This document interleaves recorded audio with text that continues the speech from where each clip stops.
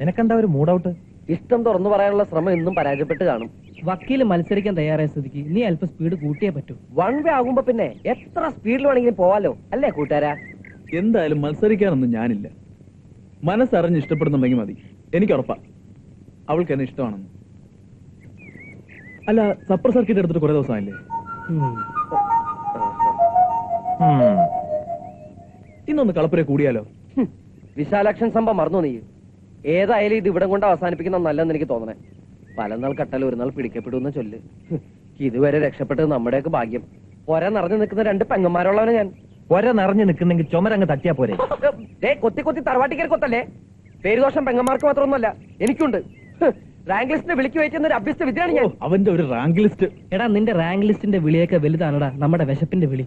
ഇന്ന് രാത്രി വീണ്ടും നമ്മൾ കൂടും. പദ്ധതിയൊക്കെ എന്റെ മനസ്സിലുണ്ട്. തവിടും പിണ്ണാക്കും തിന്നുകൊഴുത്ത നല്ല സുന്ദരി കോഴികൾ. എവിടെ എവിടെ? ഗോപാല മുതലാളിയുടെ വീട്ടിൽ. ചന്തയുടെ വീട്ടിലോ? അതെ.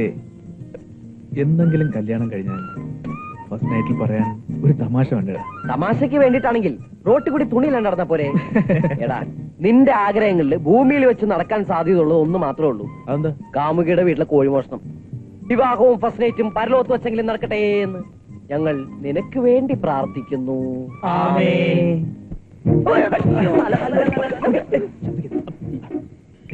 കിഴക്ക് ഭാഗത്തായിട്ടാണ് പട്ടിക്കൂട്. പിന്നെ വടക്ക് ഭാഗത്ത് ഒരു പൊട്ടക്കണുണ്ട്, അത് സൂക്ഷിക്കണം. പിന്നെ സംഭവം കഴിഞ്ഞിട്ട് പടിഞ്ഞാറ്റ് വഴി പോയാൽ മതി.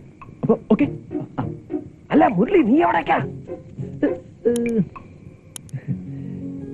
അവളൊന്ന് കാണാൻ. ഇപ്പൊ ഈ നേരത്തോ? അവൾ ഉറങ്ങുന്ന ഒന്ന് കാണാൻ. സുന്ദരിമാർ സ്വയം മറന്നുറങ്ങുന്നത് കാണാൻ ഒരു പ്രത്യേക ചന്തം ഉണ്ടെന്നേ എവിടെയോ വായിച്ചിട്ടുണ്ട്. പോയിട്ട് വരാം. നിനക്ക് ഞാനും വരാം. അയ്യടാ, അതെ, നിനക്ക് ശരിക്കും വട്ടം. അവൻ പോയി. ഏതായാലും വന്നല്ലേ, നമുക്ക് കൂടി തുടങ്ങാം. കോഴിക്കോട് എവിടെ അറിയണ്ടേ? എന്നെ സ്മെല്ല് പിടിച്ചോ? എനിക്ക് കോഴിടാ.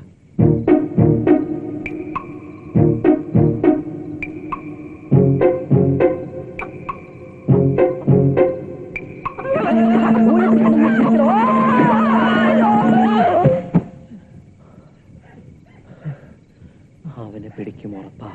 എന്റെ ദൈവമേ, ഒരുത്തനെ കിട്ടിയാ മതി, എല്ലാം പൊളിയും. ആരോ വരുന്നുണ്ട്.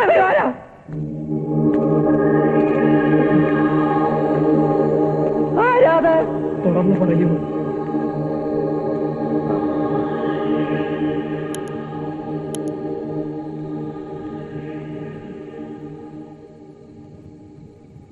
അമ്മായിയപ്പൻ ഷോക്ക് വെച്ചു അല്ലേ? നീ എങ്ങനെ രക്ഷപ്പെട്ടു? എന്താ നിന്റെ കയ്യില്? തൂവൽ. എന്റെ പിടക്കോഴിയുടെ മനോഹരമായ തൂവൽ.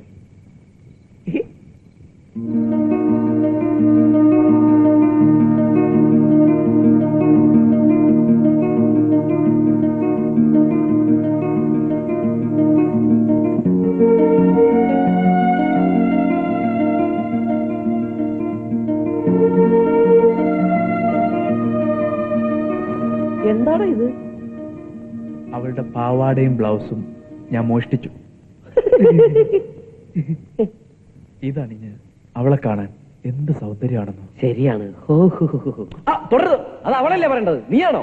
അവിടുന്ന് ഞങ്ങൾക്ക് അടിച്ച ഷോക്ക് നിനക്കായിരുന്നെങ്കിൽ നിന്റെ വട്ടെങ്കിലൊന്നും മാറി കിട്ടും. അതെ, വാടാ. മനുഷ്യന് ഭ്രാന്ത് പിടിച്ചാൽ ചങ്ങലക്കിടാം, ചങ്ങലക്ക് ഭ്രാന്ത് പിടിച്ചാലോ ഉരുളിക്കിടാം.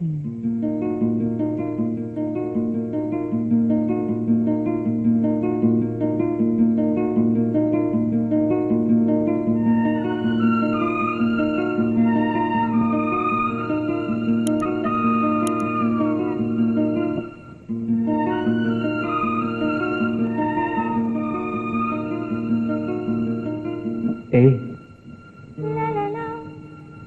ഇഷ്ടമാണോ എന്നെ? മിണ്ടിയില്ലെങ്കിലും എനിക്കറിയാം ആ മനസ്സിൽ ഞാനുണ്ടെന്ന്. ഓർക്കുന്നുണ്ടോ നീ ഒരു ലവ് ലെറ്റർ തന്നതിന് നീ ഉണ്ടാക്കി വെച്ച പുകില്? ഒരാഴ്ച അമ്മ എന്നോട് മിണ്ടിയില്ല. ഒടുവിൽ നിരാഹാരം പ്രഖ്യാപിച്ചപ്പോ ക്ഷമിച്ചു. ദേഷ്യമായിരുന്നു എനിക്ക് നിന്നോട്.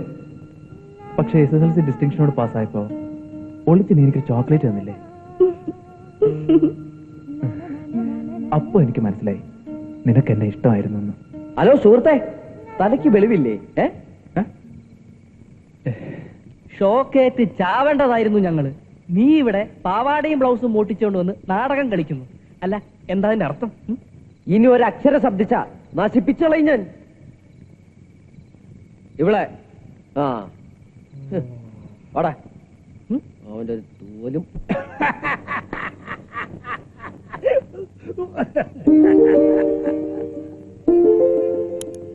എന്താ പ്രസിഡന്റ് ഒന്നും മിണ്ടാത്തത്, എന്താ പ്രസിഡന്റ് ഒന്നും ചെയ്യാത്തത് എന്ന് നിങ്ങൾ ചോദിക്കുമ്പോ ഞാൻ അനങ്ങാണ്ടിരിക്കുകയാണെന്നാണോ നിങ്ങൾ ധരിച്ചത്?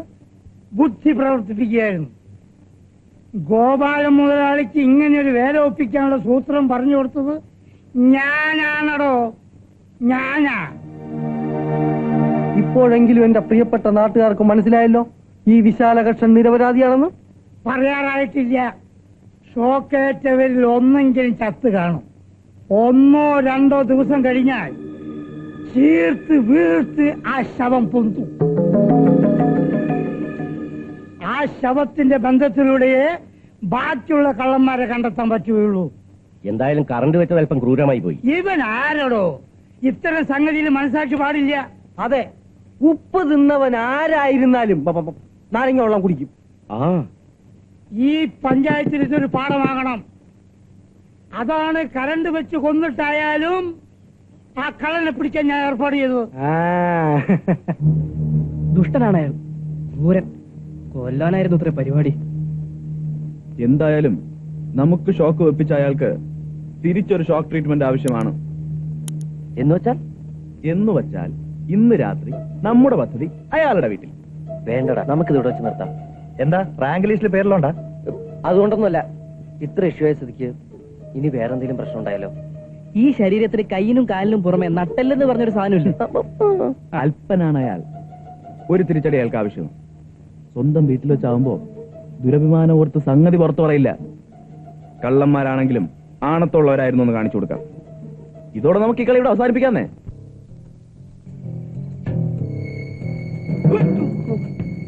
സൂക്ഷിക്കണേ, പരിസരബോധം വേണേ. ഇതൊരു നാറ്റം, വിളിക്കാറില്ലെന്ന് തോന്നുന്നു. ഉണ്ടാതെ വാടാ.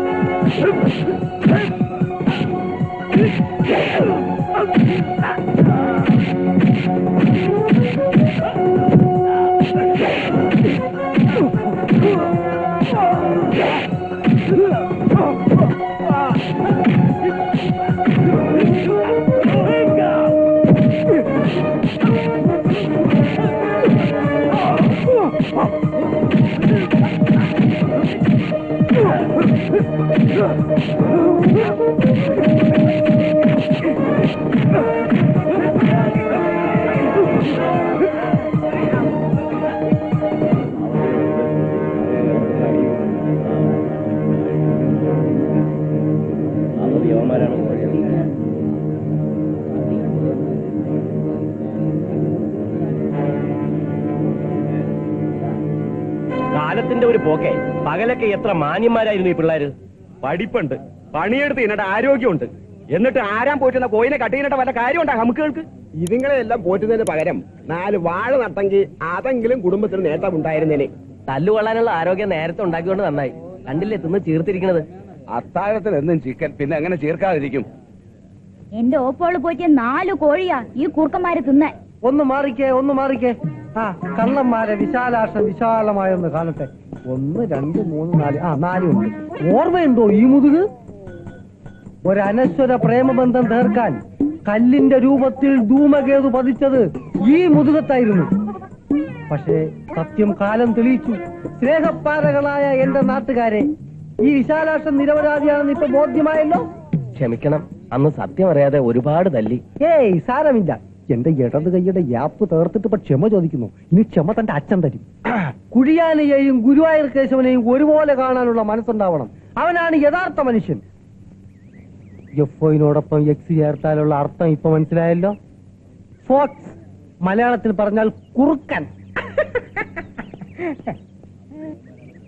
എന്താ അവിടെ? അയ്യോ, കുട്ടി അറിഞ്ഞില്ലേ? കോഴിക്കള്ളന്മാരെ പിടിച്ചു. അന്ന് മോളുടെ വീട്ടിൽ വെച്ച് കറണ്ട് തട്ടി ചാവേണ്ട സാധനങ്ങളായിരുന്നു. ഇന്നലെ രാത്രി പ്രസിഡന്റാ പിടിച്ചത്. മോള് പോയി കണ്ടിട്ട് വാ. ഒന്ന് മാറിയെന്നേ, ആ കുട്ടിയെ ഒന്ന് കാണട്ടെ. കണ്ടോളൂ.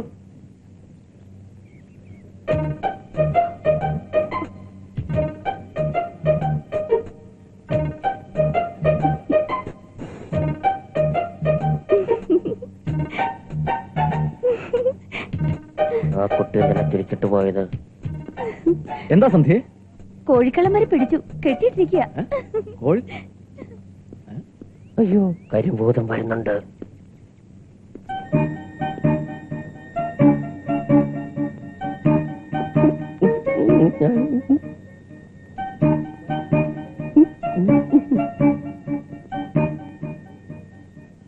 കാഴ്ചക്ക് ഇങ്ങനെ നാട്ടിൽ വക്കീലും പോലീസും ഉണ്ടായിട്ട് എന്താ കാര്യം? കള്ളനെ പിടിക്കാനും കെട്ടിയിടാനും പ്രസിഡന്റ് തന്നെ വേണ്ടി വന്നു. പ്രസിഡന്റ് എവിടെ? ചായക്കടയിലുണ്ട്. ഒരു ദിവസം യുവന്മാർ എന്റെ വീട്ടിലെത്തുമെന്ന് എനിക്ക് നേരത്തെ തന്നെ നിശ്ചയുണ്ടായിരുന്നു. അറിയോ, 4 ദിവസം കുടിയും തീറ്റും കൊടുത്ത് ആ മല്ലന്മാരെ ഞാൻ പോറ്റിയത്. എന്തായാലും പ്രയോജനപ്പെട്ടില്ല, അത് മതി. ഹലോ, ഇതാര് വക്കീലോ? കള്ളന്മാരെ കണ്ടില്ലേ? പ്രസംഗിക്കാൻ മാത്രമല്ല പ്രവർത്തിക്കാനും പ്രസിഡന്റിന് അറിയാമെന്ന് ഇപ്പൊ മനസ്സിലായോ? വളരെ മോശമായി പോയി. അതെന്താ അവരെ കൊല്ലാത്തോ? ഇവരെ ഈ രീതിയിൽ ശിക്ഷിച്ചത്. ആ വക്കീല് പറയണ എനിക്ക് മനസ്സിലാവില്ല. കണക്കിന് തല്ലിയില്ലേ? പിന്നെ പരസ്യമായിട്ട് ഇങ്ങനെ ഒരു പ്രഹസനം കൂടി ആവശ്യമുണ്ടായിരുന്നോ? കുറ്റം ചെയ്തവരെ ശിക്ഷിച്ചത് തെറ്റായി പോയിന്നാണോ വക്കീല് പറയണത്? ശിക്ഷിക്കണം, പക്ഷെ ഇത് ക്രൂരമായി പോയി. ഇങ്ങനെ ഒരു ശിക്ഷ കൊണ്ട് ഇവർ ഈ നാട്ടിലെ ഏറ്റവും വലിയ കള്ളന്മാരാകാനേ സാധ്യതയുള്ളൂ. എന്താ അവർ ചെയ്ത കുറ്റം? നാടിനെ ഒറ്റിക്കൊടുക്കുന്ന ചാരപ്പണിയൊന്നുമല്ലല്ലോ. അത് ചെയ്തവരെ പോലും ഇത്തരത്തിൽ ശിക്ഷിച്ചിട്ടില്ല. പ്രായം കൊണ്ട് തോന്നുന്ന ചില തമാശകൾ. തൊഴിലില്ലാത്ത ഇവരുടെ ഈ അവസ്ഥയിലായിരുന്നു ഞാനെങ്കിൽ ഞാനും ഇതിലൊരുവനാകുമായിരുന്നു. നിങ്ങൾക്കും ഈ പ്രായമായിരുന്നെങ്കിൽ നിങ്ങളുമൊക്കെ ഇതിലൊരുവനാകുമായിരുന്നു.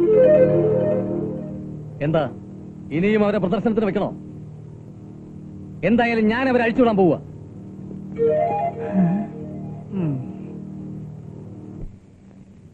എന്തായാലും കുറച്ചു കാലം കള്ളൻ എന്ന ക്ലീൻ ഇമേജിൽ തന്നെ നാട്ടിൽ ജീവിക്കേണ്ടി വരും. ഈ ഇന്ത്യ മഹാരാജ്യത്ത് ഭൂലോക കള്ളന്മാർ പലരും ഇപ്പോഴും ജീവിച്ചിരിപ്പുണ്ട്. അവരാരും ആത്മഹത്യ ചെയ്തിട്ടില്ലല്ലോ, നാട് വിട്ട് ഓടിയിട്ടുമില്ലല്ലോ. പിന്നെന്തിനാ നിങ്ങൾ മാത്രം അത് ചെയ്യുന്നത്?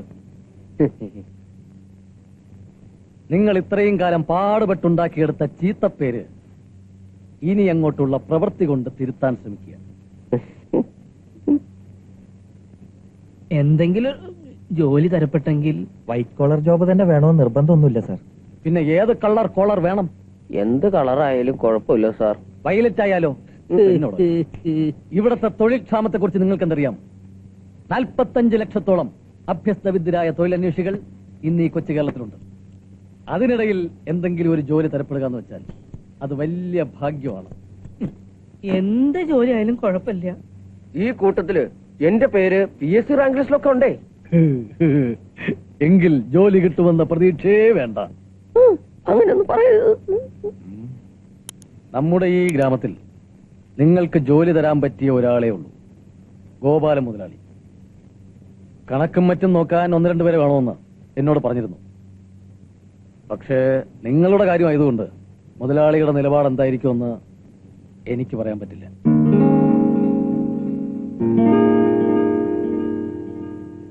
ആ, എന്തായാലും എന്റെ സ്വാധീനം വെച്ച് ഞാൻ സംസാരിച്ചു നോക്കാം. അല്ല, എങ്ങനെയാ വീട്ടിൽ പോവാന്നുള്ള കാര്യത്തില വഴിയുണ്ട്. കുറച്ച് വിഷം വേണ്ടി വരും. വിഷമുണ്ടോ?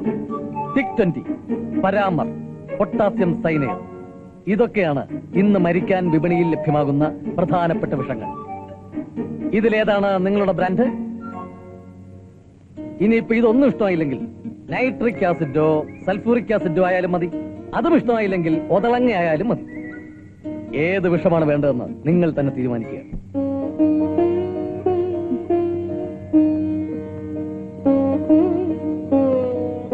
എന്തിനാ ഇനി ഇങ്ങോട്ട് വരണത്? ഒന്നിനും ഒരു കുറവില്ലാണ്ടല്ലേ നിന്നെ ഞാൻ വളർത്തിയത്. ആരാന്റെ വീട്ടിൽ പോയിട്ട് ഇങ്ങനെയൊക്കെ ചെയ്യേണ്ട വല്ല ആവശ്യമുണ്ടോ നിനക്ക്? നിന്റെ അച്ഛനായിട്ടുണ്ടാക്കിയ മാനവും പേര് നീ കളഞ്ഞല്ലോ.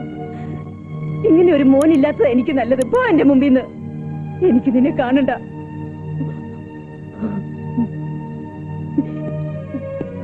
ടീച്ചർ, ഒരു മിനിറ്റ്, ഒന്നിങ്ങി വന്നേ.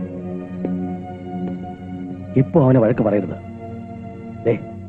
ഇത് കണ്ടോ, മാരകമായ വിഷമായത്. അമ്മയുടെ മുമ്പിൽ വരാനുള്ള വിഷമം കൊണ്ട് ആത്മഹത്യ ചെയ്യാനുള്ള പുറപ്പാടിലായിരുന്നു അവൻ.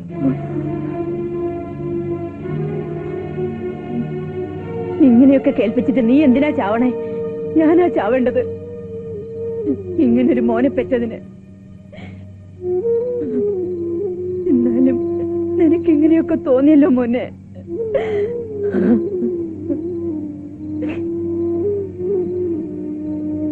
എന്റെ മോനിനെ ഇങ്ങനെയൊക്കെ കേൾപ്പിച്ച ശാസിക്കാനും കരയാനും ഈ അമ്മയുണ്ടാവില്ല. ഇങ്ങനെയൊക്കെ പറയാൻ മാത്രം ഇപ്പൊ എന്താ ഉണ്ടായത്? ആരുടെയും പണ്ടോ പണമൊന്നും ഞാൻ മോഷ്ടിച്ചിട്ടില്ലല്ലോ. അങ്ങനെ എന്തെങ്കിലും ചീത്തപ്പേരുണ്ടാകണമെങ്കിൽ എങ്ങനെ വേണമെങ്കിലും അമ്മ എന്നെ ശിക്ഷിച്ചോളൂ. എനിക്കറിയാം ഒരു കോടതിയിലും കിട്ടാത്ത മാപ്പ് ഈ കോടതിയിൽ കിട്ടുമെന്ന്. അതാണ് അമ്മ. എന്തായാലും എന്റെ ദൗത്യം കഴിഞ്ഞു. ഇനി ഞാൻ പോവുക. ആ, പിന്നൊരു കാര്യം, ആത്മഹത്യാ പ്രവണതയുള്ളവനാണ് മുരളി. ഒരിക്കലും അവന്റെ മനസ്സ് വിഷമിപ്പിക്കരുത്. ഇനി എന്നെ ശല്യപ്പെടുത്തരുത്.